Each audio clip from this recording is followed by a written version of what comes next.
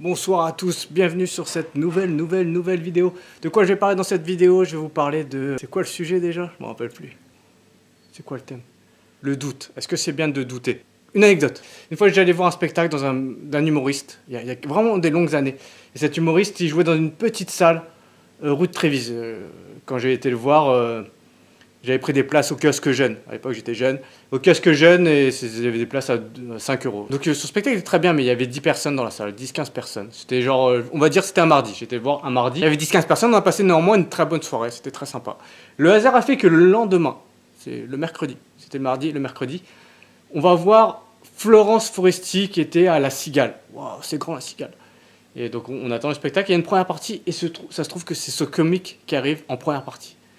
Et exactement le même sketch, mot à mot. Il y avait juste 24 heures qui sont écoulées, le même sketch dans une salle immense et mise en valeur avec des gens qui étaient là vraiment en payant. Tu vois, c'était vraiment qui étaient motivés pour le voir. Il avait cartonné la salle. Donc c'est pas en 24 heures qu'on progresse. C'est que le même sketch mis en valeur, ça explose.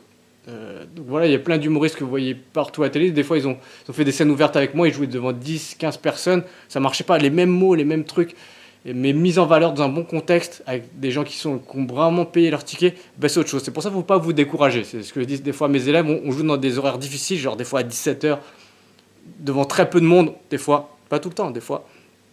Ben, il ne faut pas vous décourager. Des fois, c'est mission impossible. Je fais des passages et pas un rire, le même passage mot à mot, et le lendemain, dans des bonnes conditions, avec un public plus nombreux, chauffé à blanc et tout, ça, je lui disais applause. Du jour au lendemain, c'était vraiment différent, avec les mêmes textes, les mêmes mots. Il ne faut pas vous décourager, et même si ça ne rigole pas, il faut que vous gardiez confiance en votre texte. Si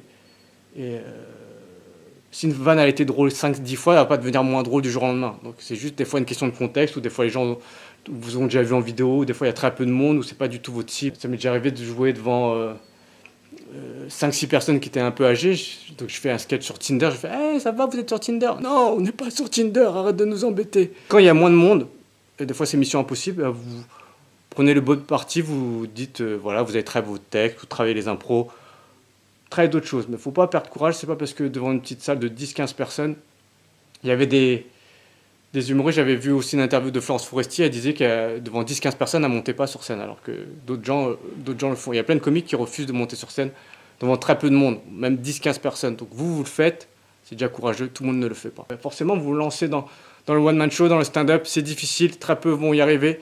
Donc, il ne faut pas perdre confiance. Souvent, les gens, ils craquent psychologiquement. Ce que je dis aux élèves, c'est que les gens que vous allez côtoyer, la plupart des gens, ils vont craquer. Dans un an, ils ne sont plus là. Et après, vous allez vérifier, dans un an, la plupart vont craquer parce que c'est trop dur. Psychologiquement, c'est trop dur. Les gens ont mal. J'ai mal. Donc, il ne faut pas avoir mal. Il faut résister. Des fois, ça ne marche pas. Des fois, vos blagues ne marchent pas. Mais souvent, le plus souvent, vous ne jouez pas dans un bon contexte. C'est-à-dire qu'il n'y a pas assez de monde. Il n'y a pas 100 personnes. Il n'y a pas 200 personnes. Ce n'est pas un public tout le temps réceptif. Mais néanmoins, vous devez profiter quand même de ces occasions pour progresser. Donc vous ne pouvez pas dire non à ça et jouer que devant des salles de 100 personnes, parce que vous n'allez jamais jouer. Pour vous raconter une anecdote, au début, quand je faisais des cours, on faisait des scènes ouvertes. De Paris, on faisait des scènes ouvertes en province. C'est-à-dire qu'on allait une fois dans l'année en province, on allait à Montpellier. Je suis justement à Montpellier. Donc les élèves jouaient sur Paris. Mais je leur dis, ils jouaient à Paris dans un petit café, vraiment... on jouait dans la salle arrière, le micro n'était pas terrible. On était près des toilettes. Salle arrière pour les salariés. Quand j'en sortais des toilettes et tirais la chasse d'eau, on entendait vraiment la chasse d'eau. Les gens tiraient régulièrement la chasse d'eau. C'était vraiment très dur. Et après, très propre. Très propre. Et une fois que les élèves ils sont entraînés dans cette salle, ils ont été jouer à Montpellier. On a joué de mémoire, c'était dans un beau théâtre, il y avait peut-être 200 places. Ben, c'est très bien passé, ils ont eu des applaudissements, ils étaient très contents. Donc il ne fallait pas se décourager tout le temps où on a travaillé dans de petites configurations, 5-10 personnes. Et pour le jour J, vous allez jouer devant beaucoup de monde. Mettez un petit pouce sur la vidéo et abonnez-vous à ma chaîne YouTube s'il vous plaît. A très bientôt, bye. Du boulot pour vous. Donc on vient de jouer au d'amour, d'eau fraîche et de mojito. Ouais. C'était plein encore. Ouais, on peut dire ça pour la vidéo. Ouais. Non, mais c'était plein pour Ah, de c'est vrai. vrai. Est-ce que des fois ça vous arrive, je vais commencer par Nicolas, est-ce que des fois ça vous arrive de faire le même sketch et ça marche plus? Vous enchaînez les échecs, un peu comme dans la vie sentimentale, vous enchaînez échec sur échec. Là. Bah oui, ouais, grave. Est-ce que tu doutes à un moment donné? Non, tu dis je suis une merde, j'y arriverai plus jamais. Non, trop pas, mais c'est ce que tu penses de moi. Non. Non, mais oui, ça arrive forcément, mais en fait, je pense que c'est juste que soit on manque d'énergie, soit on n'est pas dans le truc, ou alors voilà, en fait, je pense que quand ça marche bien, c'est que tu t'es donné à fond, tu vois, et si ça marche un peu moins bien la session d'après, bah, c'est juste que t'es un peu plus fatigué. Bon, William, est-ce que toi ça t'arrive des fois de douter?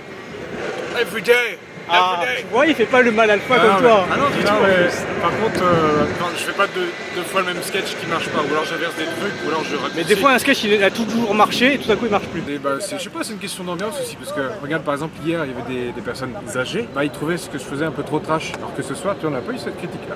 Exactement. C'est toujours une question de goût, c'est toujours ça. D'accord, bah, merci pour cet apport. Tu veux changer ta version? Non, je rigole. Je rigole, merci à tous, à bientôt.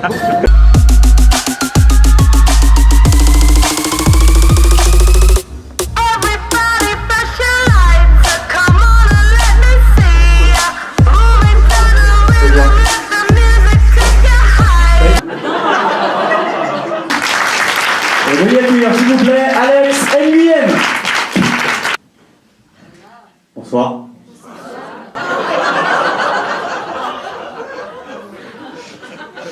Je vais pas finir sur ça.